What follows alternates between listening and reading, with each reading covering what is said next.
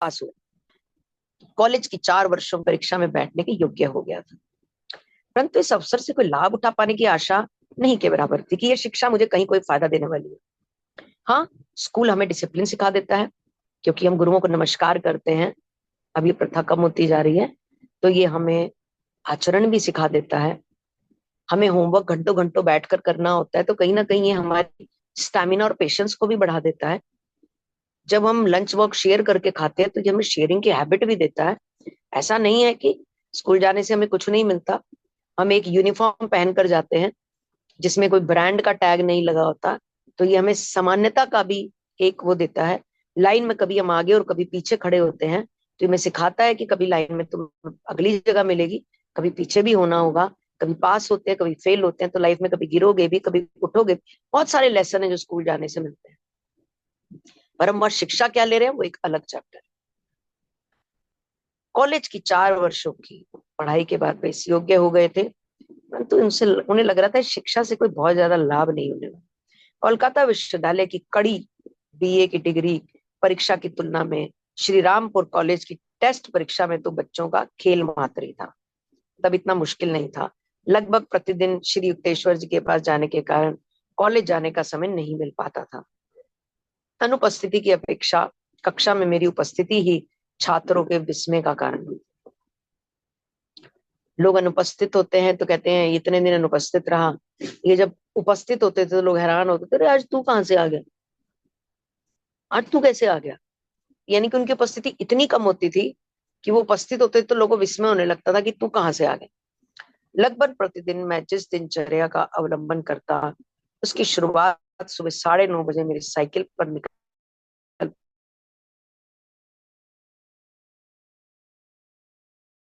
से छात्रावास के बगीचे से चुने हुए फूल प्रेम से मुझसे मिलते हुए गुरुदेव दोपहर का खाना वहीं खाने के लिए मुझसे कहते। मैं बिना किसी अपवाद के नित्य ही अत्यंत सत्वरता के साथ उनकी बात मान ली। यहाँ बैठकर भोजन करूंगा इनके साथ सानिध्य में रहकर उनका अपूर्व ज्ञान देश सुनने, आश्रम के कार्यों में सहायता करने, करीब आधी रात के समय अनिच्छा पूर्वक ही पंथी छात्रावास के लिए प्रस्थान करता, जी के साथ ही रहता, उनकी बातों में इतना मग्न होता कि कब रात का अंधकार भोर गुरु से बातें करते, तो गुरु क्या ही उन्हें ज्ञान देते होंगे, क्या ही उनका स्तर होगा, कहाँ किस स्तर तक वो उन्हें ले गए होंगे। मतलब कमाल। एक रात लगभग 11 बजे जब मैं छात्रावास में वापसी की अपनी साइकिल सवारी के लिए जूते पहनकर तैयार हो रहा था, तो गुरुदेव ने गंभीर मुद्रा के साथ पूछा, तुम्हारी बीए की परीक्षा कब शुरू होती है। जी मैम।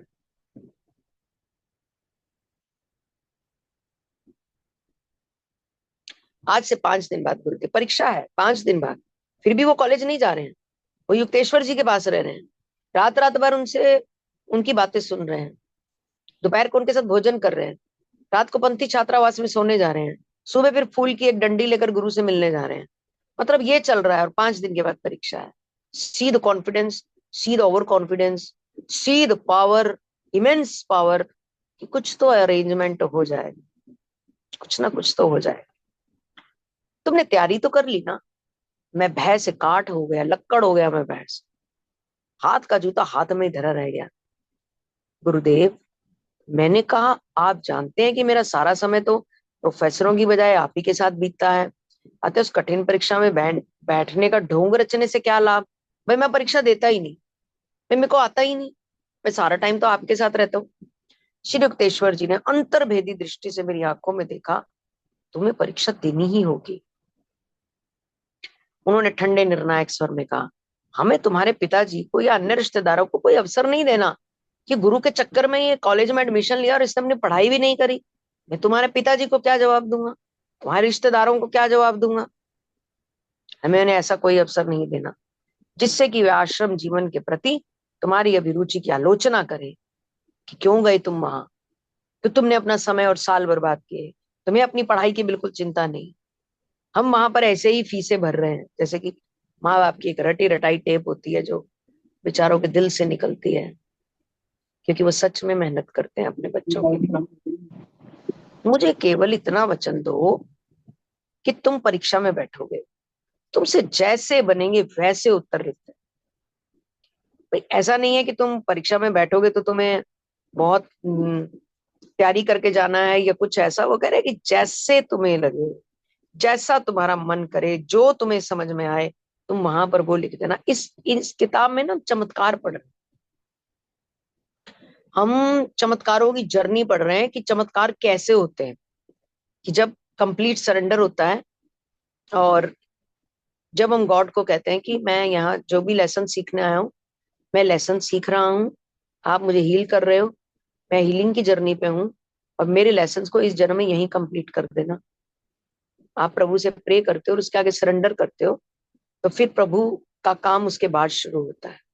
उससे पहले तो हमारी यात्रा, शारीरिक यात्राएं चल रही होती है, ऐसा वैसा, दुनिया अंदर बाहर, इसी में ही खोए होते हैं हम।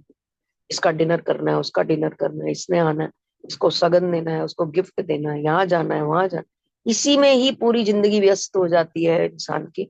वो कभी प्रभु के चौखट तक पहुंच ही नहीं पाता, उसका दम इससे पहले ही टूट जाता। तो हम बड़ा ही सुंदर व्याख्यान, बड़े ही सुंदर चैप्टर्स में हम पढ़ रहे हैं कि जादू पे जादू हो रहे हैं। पिछली क्लास में भी हमने जादू ही किया था, उससे पिछली क्लास में भी जादू था, माता के दर्शन हुए थे, सब चीजें हुई थी। तो अभी भी जादू ही चलेगा, देखना। जो तुम्हारे मन में आए, जैसे बने बस लिख देना।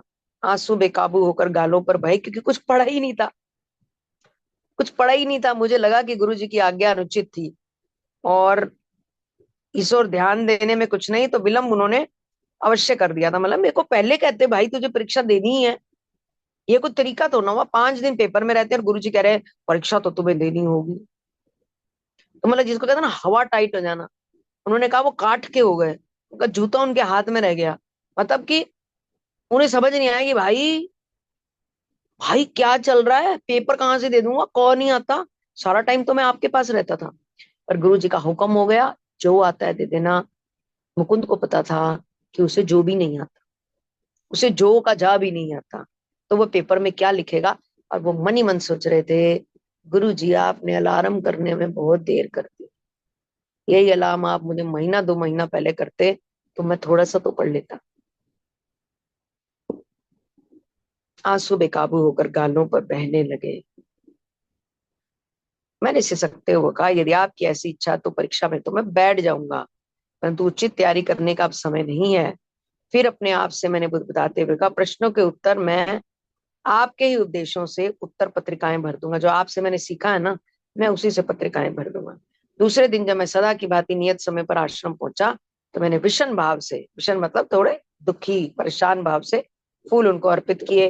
मेरे खिन्न से चेहरे को देखकर वह हंसने लगे, क्योंकि प्रभु के मैजिक का टाइम आ चुका है। अब फिर से मैजिक होगा, क्योंकि गुरु को तो सब पता है, वो तो अंतर बाहर अंदर मन सब पढ़ लेते हैं। उन्होंने तो इनको कितनी बार ट्रांसपेरेंट करके, पता नहीं कितनी उनकी उनकी नजरों को इतना अलौकिक कर दिया कि उनको दूर तक नजर आ रहा था। नहीं तो हम सबकी नजरों में एक सीमा है, हमारे कानों में एक सीमा है, हमारे स्वाद में एक सीमा है, हम उस सीमा से बढ़कर हमारे ऑक्सीजन अंदर लेने में एक सीमा है। उन्होंने सारे आकाश तत्व, वायु तत्व, तो सबको निर्बाध कर दिया, आजाद, एबंडेंस, कंप्लीट एबंडेंस कर दी थी। तो उन्होंने तो उनको वो लेवल दिया हुआ। ये पेपर क्या बड़ी चीज है। वे हंसने लगे। मुकुंद, क्या भगवान परीक्षा में या अन्य कहीं तुम्हारी मदद में करने में कभी चूका है?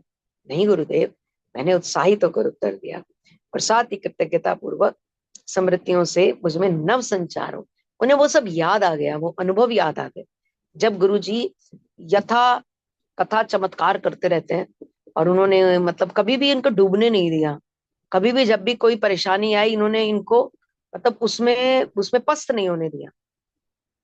हमेशा इन्होंने इन्हें उस परेशानी से उबार के बाहर निकाल दिया, चाहे वो कुछ भी हो। बड़े सारे इंसिडेंट्स है। तो क्या अब कुछ नहीं होगा? क्या तुम्हें भगवान पे यकीन नहीं है? अब इनको विस्मृतियां आई और ये अब निश्चिंत हो गए, भाई अब तो मैजिक चलेला ही चले। जी।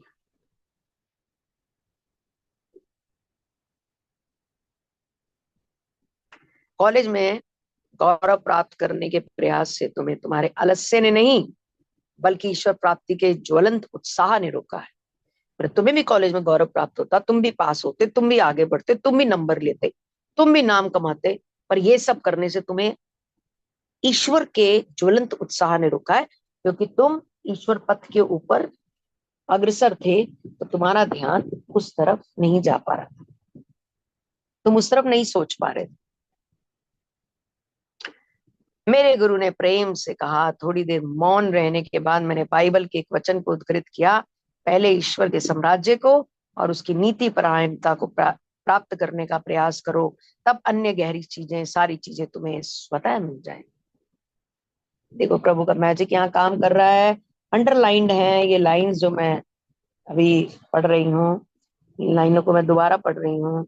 बाइबल में लिखा है, पहले ईश्वर के साम्राज्य को और उसकी नीति परायणता को प्राप्त करने का प्रयास। नीति परायणता मतलब जो ईश्वर ने नीतियां बनाई हैं, जो रूल्स बनाए हैं, जो रेगुलेशंस बनाए हैं, जो वैल्यूज बनाई हैं, जो वैल्यू सिस्टम बनाया है, जिसके अनुसार हमें जीना चाहिए। मांसाहार नहीं करना चाहिए, शराब नहीं पीनी चाहिए, गंदी आदतों में नहीं पड़ना चाहिए, गंदे लोगों का संग नहीं करना चाहिए, ऊंचा नहीं बोलना चाहिए, गुस्सा नहीं करना चाहिए, पाप नहीं करना चाहिए, किसी के धन पर नजर नहीं रखनी चाहिए, किसी को चीट करने की कोशिश नहीं करनी चाहिए, किसी को धोखा नहीं देना चाहिए, डुअल लाइफ नहीं जीनी चाहिए, सामने कुछ पीछे कुछ, सम रहो। जो भीतर वही बाहर, जो आमने वही सामने, जो पीछे वही आगे। ये सारी वैल्यूज, नीति परायणता जीवन, यही वो जीवन है। किसी ने कम दिया तो खुश, ज्यादा दिया तो खुश, नहीं दिया तो ऐसे वाला आनंद।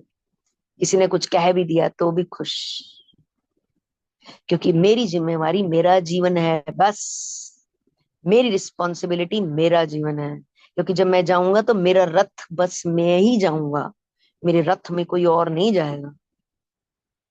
मुझसे सवाल पूछे जाएंगे, क्या क्या करके आया है, तब मैं आगे पीछे देखूंगा, कोई नहीं खड़ा होगा, न बच्चे, न पति, न घर, न मदर, न फादर, कोई नहीं होगा। तुम अकेले होगे, दूर मीलों तक कोई नहीं खड़ा होगा। अभी लास्ट में समय बचेगा तो एक छोटी सी कहानी भी सुनाएंगे इससे रिलेटेड। तब अन्य सारी चीजें तुम्हें अपने आप मिल जाएंगी। अन्य हजारों अवसरों की तरह इस बार भी गुरुदेव के सानिध्य ने मेरे मन के बोझ को हटा दिया। मध्याह्न भोजन रोज की अपेक्षा पहले खत्म करने के बाद उन्होंने मुझे कहा, पंथी वापस लौट जाओ, वापस चले जाओ। तुम्हारा मित्र रमेश चंद्र दत्त क्या अब भी तुम्हारे छात्रावास में रहता है? जी गुरुदेव, उससे मिलो, प्रभु उसे तुम्हारी परीक्षा की तैयारी में सहायता करने की प्रेरणा देंगे। मतलब प्रभु उसके दिमाग में प्रेरणा डालेंगे। हमें भी ऐसे मित्र मिलते हैं ना, जो हमें फोन कर करके कहते हैं, क्लास है आ जाओ, सुबह 3:30 बजे, 4 बजे, 5 बजे, 6 बजे फोन करते करके बोलते हैं आ जाओ। ये कौन से दोस्त होते हैं? ये प्रभु प्रेरणा वाले दोस्त होते हैं, जो आपको आवाज मार के बुलाते हैं और कहते हैं आ जाओ, ताकि तुम जिस पथ के ऊपर प्रभु तुम्हें चलाना चाह रहे हैं, अकेले तुम डगमगा रहे हो, तो वो तुम्हारे साथी बन जाते हैं। कभी वो तुम्हारे गुरु होते हैं, कभी वो तुम्हारे मित्र होते हैं, कभी वो तुम्हारे रूममेट होते हैं, कभी वो तुम्हारे पड़ोसी होते हैं, कभी वो तुम्हारे रिश्तेदार होते हैं, वो कोई भी हो सकते हैं। और अगर कोई भी तुम्हें सही रास्ते पे डालने के लिए तुम्हारे फोन की घंटी बजाता है, तो ये मत करो, आय हाय मैं परेशान हो गया हूँ, दुखी किया हुआ है इन्होंने, मुझे नहीं करनी ये क्लास, ये क्यों बार बार फोन करते हैं। डुअल डुअल लाइफ, सामने कुछ पीछे कुछ, ये नहीं करना है। ये सोचो, उस मित्र के रूप में, उस रिश्तेदार के रूप में मेरे पास अवसर आ रहा है। जैसे मैं गीता क्लास के लिए लिंक डालती हूँ, अवसरवादी फायदा उठाते रहे, जो अवसरवादी नहीं होते वो चूक जाते हैं। क्योंकि इसमें जो अमृत धारा बहती है, वो हमें ये बताती है जीवन जीना कैसे है, क्या विधि है, क्या तरीका है, प्रभु को पाना कैसे है, उसकी चौखट तक पहुंचना कैसे है।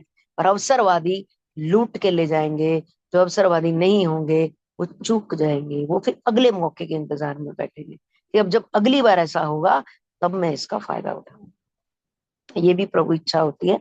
ठीक है गुरुदेव, परंतु रमेश इस समय अत्यंत व्यस्त है, उसने ऑनर्स ले रखा है और अन्य छात्रों की अपेक्षा उसका पाठ्यक्रम भी अधिक है। अब गुरुदेव कह रहे हैं भाई तेरी क्या टेंशन है, जब मैंने कह दिया वो तेरी मदद करेगा, तू मौज में चलना, सवाल नहीं करने, ज्यादा सवाल मत कर।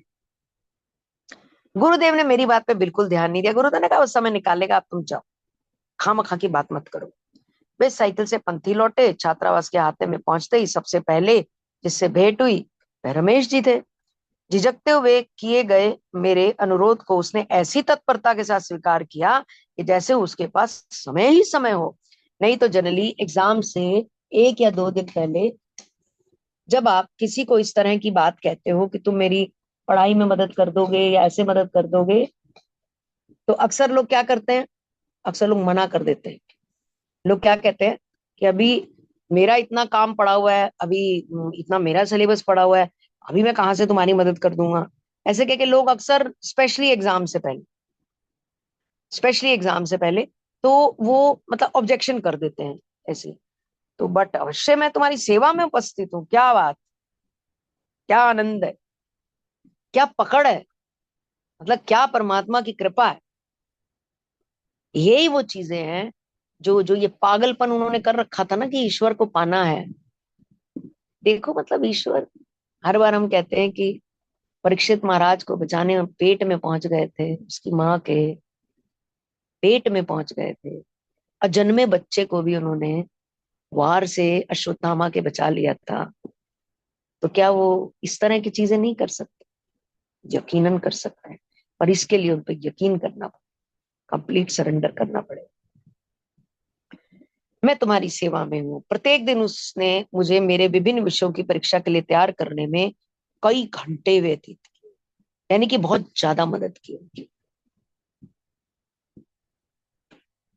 मुझे लगता है कि अंग्रेजी साहित्य में, एक मिनट, कि अंग्रेजी साहित्य में उनके प्रश्न चाइल्ड हेरोल्ड ने अपनी यात्रा के लिए जो रास्ता अपनाया था उससे संबंधित हो गए। हमें तुरंत एक एटलस लानी चाहिए, उसने मुझे। अब वो वही वही कराएंगे उनको, वही वही जो पेपर में आना है। अब प्रभु का दूसरा मैजिक स्टार्ट हो चुका है, वो करेंगे ही वही वही जो पेपर में आना है।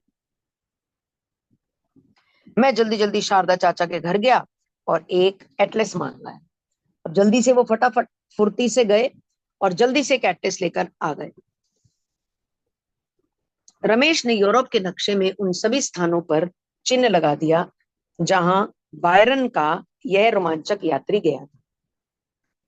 अब आप हम सबको अच्छे से समझ आ रही है कि ये सब क्यों हो रहा है, ये सब विधियां क्यों हो रही हैं, क्यों कहा जा रहा है कि एटलीस्ट लेकर आओ, क्यों कहा जा रहा है कि अब हम वही वाली चीज पढ़ते हैं, ये सब चीजें क्यों कही जा रही हैं? क्योंकि रमेश की बुद्धि में युक्तेश्वर जी ने जो भी माइक्रो मेमोरी सेट की है वो पेपर में आने वाली है।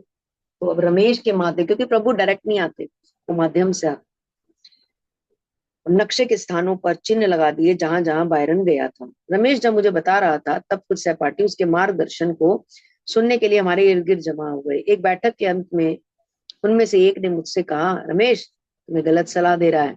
साधारणतः केवल 50% प्रश्न ही पुस्तकों के बारे में होते हैं, अन्य प्रश्न लेखकों की जीवनी से संबंधित आते हैं। अब उसको ना भड़का रहे हैं, हवाबाजी कर रहे हैं।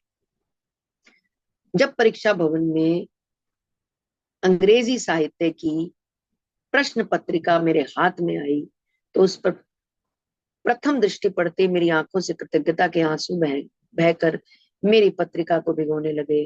उस कमरे के परीक्षा पर्यवेक्षक ने मेरे पास आमने सामने बैठ के बात खड़े होकर बात कर सहानुभूति पूछा। मैंने उन्हें बताया मेरे महान गुरु ने पहले ही मुझे बता दिया था कि रमेश मेरी सहायता करेगा, और देखिए रमेश ने मुझे जिन जिन प्रश्नों के आने की संभावना बताई थी सब आए हैं। फिर मैंने आगे कहा, मेरी खुशकिस्मती से इस साल बहुत कम प्रश्न अंग्रेजी लेखकों के बारे में है जिनका जीवन मेरे लिए तो गहरे रहस्य से लिपटा हुआ है, क्योंकि उनको तो पता ही नहीं था उनके लेखकों की जीवनी के बारे में, उनको ज्यादा नॉलेज ही नहीं थी, उन्होंने करा ही नहीं था, उन्होंने तो वो करा था जो रमेश ने कराया था। जब मैं परीक्षा देकर छात्रावास लौटा तो छात्रों ने मुझे देखकर जोर से हर्ष ध्वनि की। जो लड़के रमेश के मार्गदर्शन में विश्वास करने का मेरा मजाक उड़ा रहे थे जोर जोर से मेरा अभिनंदन करके मेरे कानों के पर्दे फाड़ रहे थे। परीक्षा के पूरे सप्ताह में मैं यथासंभव अधिक से अधिक समय रमेश के साथ ही बिताती। आई थिंक एक पैराग्राफ बस कंप्लीट कर लेते हैं, 45 हो गया है ना मोनिका जी? जी। जी। जो मुझे प्रोफेसरों द्वारा प्रश्न पत्रिका में डाले जा सकने वाले संभाव्य प्रश्न बताता रहा। दिन प्रतिदिन प्रत्येक प्रश्न पत्रिका में रमेश के बताए हुए प्रश्न लगभग उसी के शब्दों में आते रहे। यानी कि बहुत खूबसूरत तरीके से उन्होंने अपनी परीक्षा पास कर ली। बहुत ही सुंदर, जी। बहुत अद्भुत, बहुत ही प्यारी एक्सप्लेनेशन है जी। और मैसेज देने वाली है। बहुत बड़ा मैसेज है इसमें हम सब नास्तिकों के लिए। आस्तिक बन जाओ, समय रहते बन जाओ, इसी जन्म में बन जाओ, नहीं तो कई जन्म लेने पड़ेंगे। आस्तिक तो बनना ही पड़ेगा, प्रभु को तो मानना ही पड़ेगा। दूध में पूड़ी नहीं तली जा सकती। दूध से जब मलाई उतरती है, उससे जब घी बनता है, तो घी में पूड़ी तली जा सकती है। अगर हम किसी को कहें कि दूध में घी है, तो ऐसे तो घी नहीं है, प्रोसेस करके घी निकले। एक प्रोसेस है, उसे फॉलो करना पड़ेगा। ऐसे ही भगवान है, नहीं दिखेगा, प्रोसेस करेंगे तो दिखेगा। प्रोसेस के बाद ही चीजें दिखती हैं। ईश्वर भी प्रोसेस के बाद ही नजर आएगा। जब तू जप करेगा, फेथ करेगा, यकीन करेगा, तप करेगा, योग करेगा, साधना करेगा, तब प्रभु दिखेंगे। क्योंकि यही प्रोसेस है। सिर्फ एक लाइन ये कह देने से मैं तो नहीं मानता, मुझे पहले दिखाओ, इसी में ही पूरी लाइन अटकी रहेगी और 90 साल के होके दुनिया से निकल जाएंगे। इस लाइन का उत्तर नहीं मिलेगा जब तक हम अपना ढीठपना नहीं छोड़ेंगे। इसका उत्तर नहीं मिलेगा। जिस दिन हम प्रभु से कहेंगे मुझे तुझसे मिलना है, मैं तुझे महसूस करना चाहता हूँ, तू मुझे यकीन दिला तू है, प्रभु उसी दिन यकीन दिलाने में लग जाता है। पर कई बार 100 साल तक व्यक्ति भगवान से ये अनुरोध करता ही नहीं है। करता है, उसके घर में एक फोटो नहीं होती, एक सिंगल फोटो उसके घर में नहीं लगी होती। वो कहता है मैं नहीं मानता। तुम मानो, तुम इन चक्रों में पड़ो, साधु सन्यासियों के अध्यात्म के ये सब पाठ पूजा फूल धूप बत्ती तुम सब करो भैया, हम नहीं मानते। हम तो दिल के बड़े अच्छे हैं। भौतिकवाद है ये, हम तो दिल के बड़े अच्छे हैं। ये बार बार आएंगे, बार बार बार बार, पता नहीं कई सौ बार जन्म लेंगे धरती पे, कई सौ बार मरेंगे, पर निर्वाण तभी होगा जब इस यकीन में आ जाएंगे कि ईश्वर है और वही हमारा केयर टेकर है। Thank you so much ji. Thank you so much Monika ji. मेरे ना जब आप पढ़े थे तो मेरे दिमाग में आ रहा था कि इसके आप, क्योंकि आपके पास समय थोड़ा कम रहता है, तो अगर इसके 4 पेज हैं, Sheetal, do you feel that we can complete 4 pages हैं तो ये चैप्टर कंप्लीट हो जाएगा? ट्राई कर सकते हैं वैसे, आई डाउट, वरना फिर उसका एसेंस नहीं ग्रास्प होगा। Let's not rush through it, it's नहीं, इट्स अ मैं नाइस देख रही वन। थी कि इसमें बहुत ज्यादा ऐसे समझने समझाने वाला नहीं है, दैट्स व्हाई। हाँ वो बात ठीक है, रीडिंग करनी है तो let's do it, I don't mind. या या if you are comfortable you can do, और इफ यू वांट मी, या अगर आप एक्सप्लेन कर रहे हैं 1-2 पेजेस हैं, हम देखते हैं कि हमारे पास है अभी 11 मिनट, अगर 2 पेजेस भी एक्सप्लेन हो जाते हैं तो we can. Whatever the majority से, आप बताओ, वी कैन हाँ, डू इट। या I mean we can ask everyone, so hmm. What do you want Yeah, us we to can do? go ahead, I think. We can go ahead. My screen, या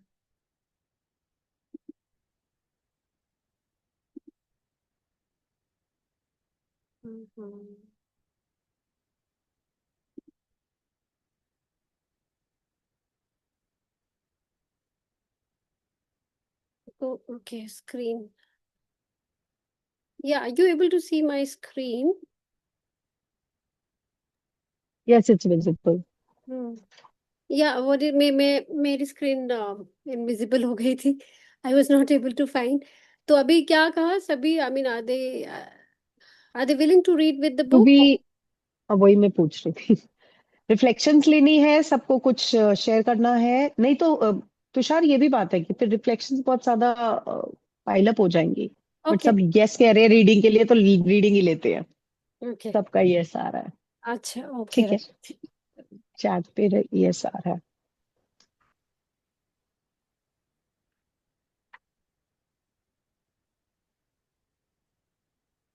which was the last line? College में बिजली की तरह ये। हम्म।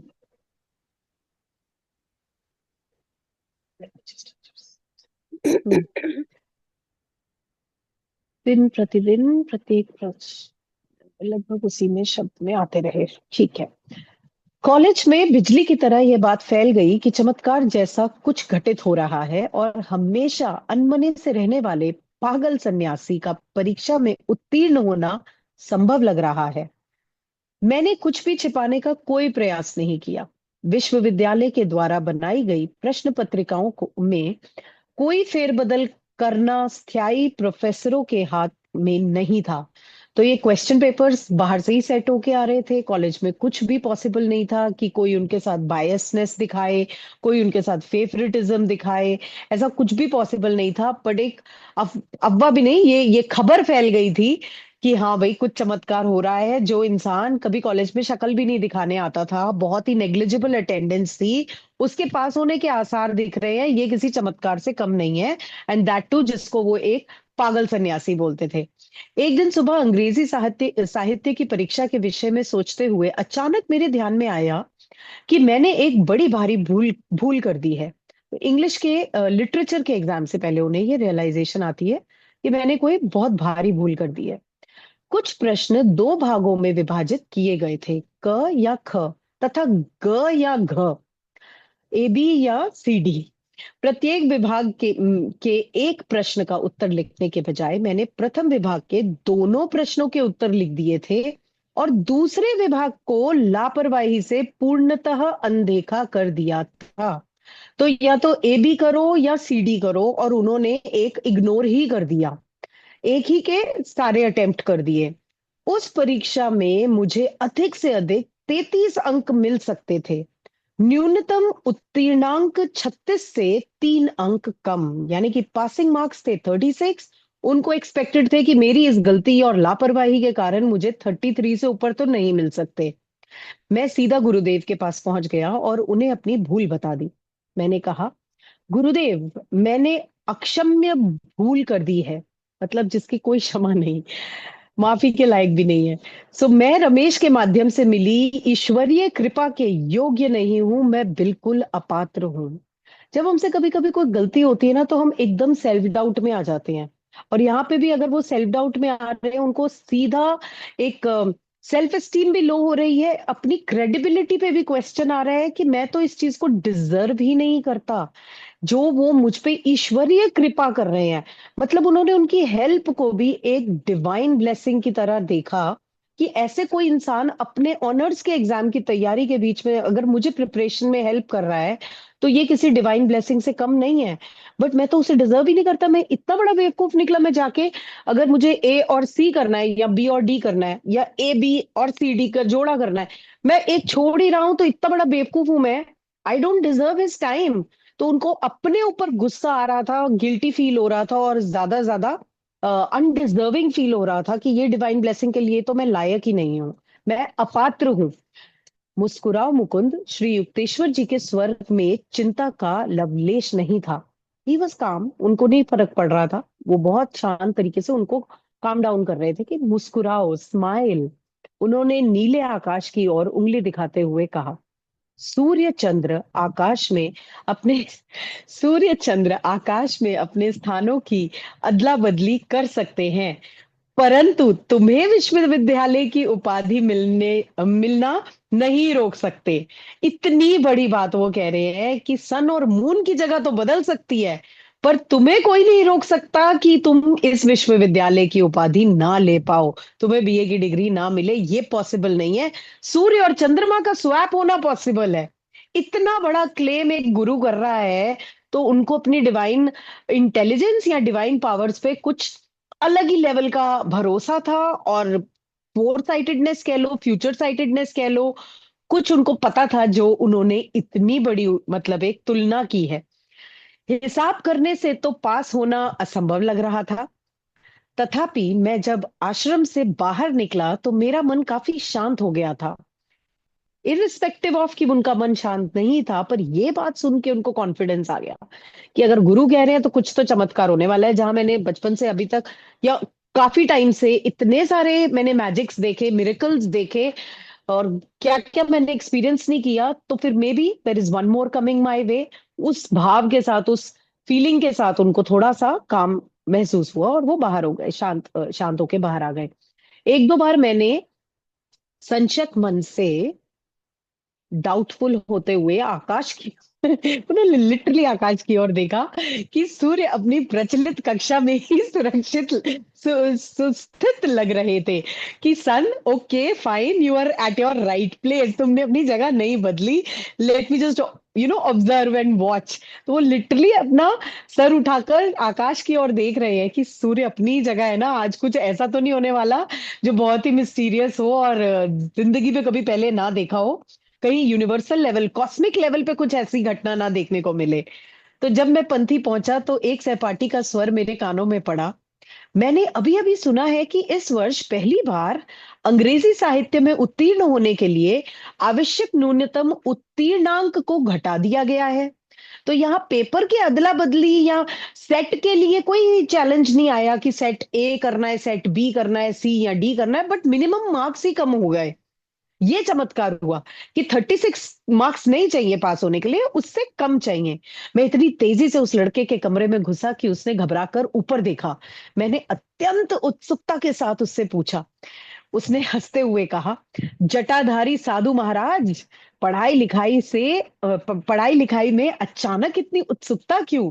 कि कोई इतनी curiosity से भागता हुआ पूछने आ रहा है कि क्या न्यूज है, क्या न्यूज है। वो कहेगा जो बंदा कभी कॉलेज नहीं आता वो आज इतना इंटरेस्ट ले रहा है न्यूज में कॉलेज की।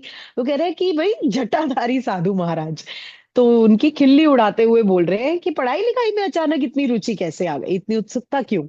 अंतिम क्षण में रोने धोने से क्या लाभ? उनको लगा कि बेचारा दुख ही है कि पता नहीं मैं पास होऊंगा कि नहीं, मुझे पासिंग कट ऑफ बता दो बस। तो वो सोच रहा था कि ये रोने धोने वाली इनकी सिचुएशन लग रही है। तो परंतु यह सच है कि उत्तीर्णांक को घटाकर 33 कर दिया गया है। तो अब 36 नहीं, 33 कर दिया गया है। इतना सुन लो फिर भी अब लास्ट मिनट रोने धोने का कोई फायदा नहीं। सारा साल तो तुम पढ़े ही नहीं हो, आए भी नहीं हो। तो खुशी के मारे उछलता कूदता मैं अपने कमरे में पहुंचा और जमीन पर घुटने टेककर अचूक गणितीय हिसाब के लिए अपने परमपिता की स्तुति करने लगा। लिटरली जैसे एक बच्चे के अंदर एक बचपना आ जाता है, उछल कूद आ जाती है, आपके पांव नहीं टिकते, आप भाग दौड़ खुशी के मारे, एक्साइटमेंट के मारे, उनका वो हाल था उस समय। उनको ये नहीं समझ में आ रहा था मैं क्या करूं, बस वो भागे कूदे कमरे में पहुंचे और काउंटलेस तरीके से बिल्कुल उन्होंने अपने प्रेयर्स स्टार्ट कर दिए, प्रभु की वंदना, उनकी स्तुति करने लगे। प्रतिदिन रमेश के माध्यम से मेरा मार्गदर्शन करती एक आध्यात्मिक शक्ति की उपस्थिति के बोध से मैं रोमांचित हो उठता। मतलब उनको लगता था कि रमेश के माध्यम से ये जो मेरे ऊपर हो रहा है ना, ये कोई आध्यात्मिक शक्ति ही है और मैं उसको विटनेस कर रहा हूँ, मुझे उसका बोध हो रहा है, मुझे उसकी उस चीज के लिए मैं कॉन्शियसली अवेयर हूँ। मुझे समझ आ रहा है कि ये मेरे साथ कुछ नेचुरल नहीं हो रहा है, ये कुछ सुपर नेचुरल हो रहा है, ये कुछ डिवाइन हो रहा है। और बंगाली भाषा की परीक्षा के संबंध में एक उल्लेखनीय घटना हुई। अब बंगाली सब्जेक्ट जब आया तब भी एक ऐसी घटना हुई जिसका उन्होंने उल्लेख किया है कि एक दिन प्रातः जब मैं छात्रावास से निकलकर परीक्षा के लिए कॉलेज की ओर जाने लगा तो रमेश ने मुझे पुकारा। तो वो जा रहे थे कॉलेज की तरफ और उन्होंने सुना कि रमेश की आवाज लगी उन्हें। उसने मुझे बंगाली भाषा के विषय में कोई मार्गदर्शन नहीं दिया था। अब रमेश को पता था कि बंगाली सब्जेक्ट तो मैंने इन्हें पढ़ाया नहीं है, तो उन्होंने कोई मार्गदर्शन दिया भी नहीं हुआ था। वहां रमेश तुम्हारे लिए चिल्ला रहा है, एक सहपाठी छात्र ने अधीर होकर कहा। तो रमेश की आवाज लगी पर इन तक नहीं पहुंची, तो इन तक आवाज पहुंचाई एक दूसरे क्लासमेट ने। उसने कहा कि रमेश आपको आवाजें लगा रहा है, अब वापस मत जाओ वरना हम लोगों को परीक्षा के लिए देर हो जाएगी। तो वो लेट भी नहीं होना चाहते थे, एग्जाम का टाइम था, रमेश ने पढ़ाया नहीं हुआ था, सब्जेक्ट इनको खुद करना था। कोई आवाज लग पता चली कि वो बुला रहे हैं, फिर भी सलाह ये हो रही है कि वापस मत जाओ, टाइम वेस्ट होगा आने जाने में। तो उसकी बातों की ओर कोई ध्यान न देकर मैं छात्रावास भवन की ओर दौड़ पड़ा। उन्होंने इग्नोर किया। ये तो भाई कोई डिवाइन कॉलिंग है, अगर बुला रहे हैं रमेश तो मुझे जाना चाहिए। भूल जाओ कि टाइम बचेगा या नहीं, मैं टाइम पे पेपर में पहुंचूंगा या नहीं, अगर रमेश ने बुलाया है तो उन्होंने बिना डिले के वापस जाना ही तय किया। सो रमेश ने कहा, हमारे बंगाली लड़के साधारणतया बंगाली भाषा में आसानी से पास हो जाते हैं, परंतु मेरे मन में अभी अभी ऐसी शंका उठी है कि इस वर्ष उपेक्षित पठन की पुस्तकों से प्रश्न पूछकर प्राध्यापकों ने विद्यार्थियों की बलि चढ़ाने की योजना बनाई है। उनको लगा कि ये बात मुझे बतानी चाहिए मुकुंद को, कि ज्यादातर बंगाली जो ऑलरेडी एक बंगाली स्टूडेंट है, यानी कि उनकी नेटिव लैंग्वेज अगर बंगाली है, तो वो बंगाली सब्जेक्ट जनरली पास करते हुए आज तक ट्रेंड रहा है, पैटर्न रहा है कि वो कर लेते हैं। बट उनको ये आभास हो रहा है रमेश को कि इस बार टीचर्स या जो भी प्रिंसिपल है करने की, कॉल आ गया था, उन्होंने कोशिश की है ट्रिक करने की, लोगों को चैलेंज देने की, कि देखते हैं कि इस बार बच्चे इसको कैसे करते हैं। तो उसने फिर 19वीं शताब्दी के सुप्रसिद्ध बंगाली समाज सेवक विद्यासागर के जीवन की दो कहानियां संक्षेप में बताई। उनको क्यों अपने अंदर से इंट्यूशन हुई कि मुझे विद्यासागर जी की कहानियां बतानी चाहिए, वो उन्होंने बताई। तो रमेश का धन्यवाद कर मैं तुरंत साइकिल से कॉलेज पहुंचा। वहां मैंने देखा कि बंगाली की प्रश्न पत्रिका में दो विभाग थे। इस बार फिर से 2 सेक्शंस बने होते, सेक्शन ए सेक्शन बी। पहले विभाग में लिखा था विद्यासागर के समाज कार्य की दो घटनाओं का वर्णन करो। अभी अभी उन्होंने दो ही कहानियों के बारे में सुन के आ रहे थे और दो कथाओं का वर्णन मांगा जा रहा है। जब मैं अभी अभी ज्ञात हुई कहानियों को उत्तर पत्रिका में उतार रहा था तो मन ही मन धन्यवाद करने लगा कि अंतिम अंतिम क्षण में भी मैंने रमेश की पुकार को का मान रखा था। एक इंट्यूशन रमेश को हुई, दूसरी इंट्यूशन इनको हुई, और वो टेलीपैथी के द्वारा ही कनेक्ट हो सकती थी। तो उन्होंने उस टेलीपैथिक इंट्यूशन को, या टेलीपैथी को कह लो या इंट्यूशन को, उस चीज को अक्नॉलेज किया, उसके अगेंस्ट नहीं गए, उस चीज को माना, उसको ऑनर किया।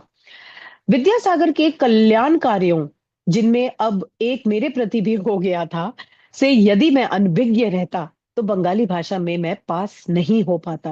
तो जब वो विद्यासागर जी की कहानियां लिख रहे थे, उनको लगा इनकी कृपा तो मुझ पर भी हुई है कि अचानक से इन्हीं की कहानियां मुझे पेपर में पास कराएंगी। तो ये विद्यासागर जी मेरे लिए भी उतने ही इम्पोर्टेंट हो गए हैं, बहुत मेरी मेरी कहानी का, जीवनी का एक पार्ट बन गए हैं। प्रश्न पत्रिका के दूसरे विभाग में लिखा था बंगाली में उस व्यक्ति के जीवन पर निबंध लिखो जिससे तुम्हें सर्वाधिक प्रेरणा मिली हो। तो अब ये ओपन क्वेश्चन है, ओपन एंडेड क्वेश्चन मींस आपकी क्रिएटिव राइटिंग टेस्ट होगी कि आप किसके बारे में क्या लिखते हैं, बट आपको किसी ऐसे बंदे के बारे में लिखना है who inspires you a lot. So Bhadra Pathak, निबंध के लिए मैंने किसे चुना, इसके बारे में आपको बताने की कोई आवश्यकता नहीं। जब मैं पृष्ठ पर पृष्ठ अपने गुरु की प्रशंसा से भरता जा रहा था, तो अपने आप से बुदबुदाकर की हुई उस भविष्यवाणी को सच होते हुए देख मेरे होठों पर मुस्कान आ गई। प्रश्नों के उत्तर में मैं आपके ही उपदेशों से उत्तर पत्रिकाएं भर दूंगा। थोड़ी देर पहले उन्होंने कहा था, जब गुरुदेव ने उनको लास्ट वार्निंग दी, फाइनल अलार्म बजा दिया कि जाओ पेपर तो तुम्हें देना ही है, मैंने कहा ठीक है, जो आपसे सीखा है वही लिखाऊंगा, मुझे अभी कुछ नहीं आता, मेरी तैयारी नहीं है। वो निकली हुई मुंह से बात उन्हें यहाँ याद आ रही है कि मैंने तो उन्हें कहा था मैं आप ही के उपदेशों से अपनी आंसर शीट्स भर दूंगा, और देखो उन्हीं की इंस्पिरेशंस को मैं अब इस क्वेश्चन के आंसर में लिख रहा हूं। तो क्या ही लिखूंगा, वही लिखूंगा ना जो उनसे सीखा है। तो इतना फिट बैठ रहा है उनका क्वेश्चन भी, और साथ साथ जो उनको लिखना है। तो क्वेश्चन ही यही आ रहा है, मींस आप किससे इंस्पायर्ड हो, इससे बढ़िया इजी आंसर्स वो क्या ही बना सकते हैं, कि ये तो बहुत ही बढ़िया हो गया उनके लिए। सो दर्शन शास्त्र के मेरे पाठ्यक्रम के विषय में रमेश से कुछ पूछने की इच्छा मेरे मन में नहीं आई थी। फिलॉसफी के सब्जेक्ट में उनको मन नहीं किया कि मैं कुछ पूछूं, उनको इंट्यूटिव नहीं लगा ऐसा कुछ कि I should go and ask Ramesh कि मुझे फिलॉसफी का सब्जेक्ट पढ़ाओ। श्री युक्तेश्वर जी के मार्गदर्शन में मिले दीर्घ प्रशिक्षण पर मुझे इतना भरोसा था कि पाठ्य पुस्तकों के विवरणों को मैंने कोई महत्व नहीं दिया। उन्होंने ये नहीं सोचा कि मुझे बुकिश नॉलेज चाहिए, उनको लगा कि मुझे युक्तेश्वर जी ने जो पढ़ाया है ना, that is sufficient, that is more than enough. कई बार टीचर्स भी इंप्रेस होते हैं आपके आंसर से जब वो रियल लाइफ सिनेरियोज होते हैं उसमें, बुकिश और टेक्स्ट बुक लैंग्वेज नहीं होती। और यही उनके साथ थोड़ी देर पहले चैप्टर के शुरू में हो रहा था कि जब उन्होंने टेक्स्ट बुक कोटेशंस नहीं लिखे थे तब भी उन्हें मार्क्स मिल गए, क्योंकि वहां उनका क्वेश्चन पे आंसर शीट पे नाम नहीं था। उन्होंने चालाकी से सिर्फ रोल नंबर छोड़ा कि ये मुझे पहचान लेंगे तो मेरे नंबर काट देंगे, मैं नाम ही नहीं लिखता। तो वहां उन्होंने नॉन टेक्स्ट बुक वाली लैंग्वेज लिखी तो भी नंबर आ गए। तो यहाँ पे भी उन्हें कॉन्फिडेंस था कि फिलोसफी में मैं जेनरिक जो भी मुझे पढ़ाया गया है युक्तेश्वर जी द्वारा उसको ही फिलोसफी मान के सब्जेक्ट को डिस्क्राइब करूंगा, that is enough for me, not bookish language. So सब विषयों में मुझे सबसे अधिक अंक दर्शन शास्त्र में ही मिले, फिलॉसफी में ही उनको सबसे ज्यादा मार्क्स भी मिले। अन्य विषयों में मुझे केवल पास होने के लिए आवश्यक अंक ही मिले, वही उनकी जरूरत थी कि भैया 33 36 आ जाए, वही मिल जाए। एंड यहाँ बताते हुए मुझे अत्यंत हर्ष होता है कि मेरे निस्वार्थ मित्र रमेश को उसकी अपनी ऑनर्स की डिग्री उच्च अंकों के साथ मिली। तो उनको, उनके रमेश जी को भी अपने काम का कोई सैक्रिफाइस नहीं हुआ इनको पढ़ाने का, उनको अपने ऑनर्स की डिग्री भी बहुत सक्सेसफुली मिली। एंड आई थिंक यहाँ पे एक चैप्टर कंक्लूड होता है। नहीं, अच्छा एक पेज बचा है, what is the last time page, this? Just last page. Last page. हाँ। So let's finish. हम्म। मेरे स्नातक होने पर पिताजी की खुशी का ठिकाना ना रहा। फाइनली वो दिन आ गया कि बच्चा बीए हो गया। मतलब फाइनली, जिसके लिए उन्हें हिमालय तक जाने से रोक देते थे कि पढ़ाई कर लो पढ़ाई कर लो, और पिता की खुशी का ठिकाना ना रहा। उन्होंने स्वीकार किया, मुकुंद तुम अपने गुरु के साथ इतना अधिक समय व्यतीत करते थे कि मुझे तुम्हारे उत्तीर्ण होने की कोई आशा नहीं थी। गुरुदेव ने मेरे पिताजी की अव्यक्त आलोचना को ठीक ही ताड़ लिया था। गुरु को पता था कि ये मेरी भी क्रिटिसिज्म कर रहे हैं, उनको, उसके बावजूद भी उन्होंने उनको टाइम दिया। वर्षों से मेरे मन में संदेह बना हुआ था कि मैं अपने नाम के बाद बीए के अक्षर जुड़े कभी देख भी पाऊंगा। एक डाउट होता है ना, कभी मैं ग्रेजुएट हो भी पाऊंगा या नहीं, मेरे नाम के आगे बीए लगेगा कि नहीं, ये उनके मन में संदेह हमेशा से बना हुआ था। इस उपाधि का उल्लेख करते समय हमेशा ही मेरे मन में यह विचार आए बिना नहीं रहता कि मुझे यह ईश्वर की ओर से उपहार स्वरूप मिली है, जिसके पीछे कोई गूढ़ कारण नहीं है। It is a gift from the God, it is gift and a divine blessing. मेरा पर्सनल इसमें कोई लॉजिक ही नहीं समझ आ रहा कि मैं कैसे कर गया, बस कर गया। तो it's only because of divine interference. कभी कभी मैं कॉलेज में पढ़े लोगों को ऐसा कहते सुनता हूं कि उन्हें अपने रट रट कर प्राप्त किए ज्ञान का बहुत अल्प अंश की उपाधि मिलने के बाद याद रह पाता है। मींस ये जो रट्टा मेथड से हम पढ़ाई करके पास हो जाते हैं, डिग्री ले लेते हैं, आफ्टर अ सर्टेन टाइम हमें वो चीजें नहीं याद रहती, मेमोरी से आउट हो जाती हैं, क्योंकि वो एक्सपीरियंशियल लर्निंग नहीं है, वो रोटे लर्निंग है, लोगों को याद ही नहीं रह पाता। उनकी इस स्वीकारोक्ति से मुझे अपनी निसंदिग्ध शैक्षणिक अपूर्णता के विषय में थोड़ी सी सांत्वना मिल जाती थी कि अगर मैं मतलब अकेडमिकली अगर उतना पूर्ण नहीं भी हूं ना, तो भी I am okay with it, I accept myself the way I am. क्योंकि उन लोगों ने जिन्होंने रट्टे मार के किया है वो खुद ही अभी अनसेटिस्फाइड है, तो मेरा अनसेटिस्फाइड रहना तो ठीक है, चलेगा, because that was not my path any which ways. जून 1915 के जिस दिन मुझे कोलकाता विश्वविद्यालय की उपाधि मिली, उस दिन अपने गुरु के चरणों में सिर नवाकर मैंने उनके जीवन से अपने जीवन में प्रवाहित होने वाली सभी कृपाओं के लिए उनके प्रति कृतज्ञता व्यक्त की। सो जब उनको ये डिग्री मिल रही थी, उनका कॉन्वोकेशन डे था, उस दिन उन्होंने अपने गुरु के भी पैर छुए और उनसे ब्लेसिंग्स ली और अपना थैंक यू और ग्रेटिट्यूड दिया। और फिर उन्होंने कहा, उठो मुकुंद। उन्होंने अत्यंत प्रेम के साथ कहा, बात केवल इतनी है कि प्रभु को सूर्य चंद्र के स्थानों की अदला बदली करने की बजाय तुम्हें स्नातक बना देना ज्यादा आसान लगा। तो उनका ह्यूमर आज भी वैसा ही है। उन्होंने कहा इट वॉज इजी कि तुम्हें पास कर दे, नहीं तो उन्हें दिशाएं हिलानी पड़ेंगी, ये ग्रह हिलाने पड़ेंगे, सूर्य चंद्रमा हिलाने पड़ेंगे। इट वॉज इजी कि वो तुम्हें पास कर दे, और देखो तुम पास हो गए। तो यही हमारा चैप्टर समाप्त होता है। Thank you so much, I had to rush, फटाफट बोल गई, बट आई थिंक बढ़िया नहीं था। नहीं नहीं नहीं, beautiful beautiful. Thank you. Thank you, Sheetal, for giving us extra time. Thank you. Thank you. Yes, thank you, everyone. We'll not take time for reflections. I think we'll straight away go for final concluding prayer. Just fold your hands. Sarve bhavantu sukhina, sarve santu niramaya, सर्वे भद्राणि पश्यन्तु मा कश्चित् दुःख भाग् भवेत्. Om Shanti Shanti Shanti. Thank you everyone. I'll see you day after Wednesday, same time. Bye-bye. Thank you, Yes. everyone. Good night, Good Shubhratri. night. Thank you. Thank you. Thank you, Monica.